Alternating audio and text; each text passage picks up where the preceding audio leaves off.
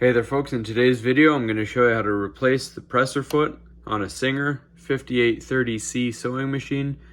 All you're going to have to do is lift up the presser foot, then you're going to push down from the back, then grab the front just like that. It comes down nice and easy, and you'll see there's a little tab inside here.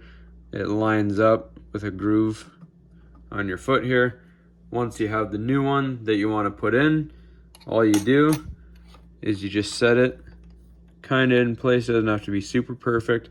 Hold it with one hand, use your other hand to pull down on your lever at the back until the foot goes in here, just like that.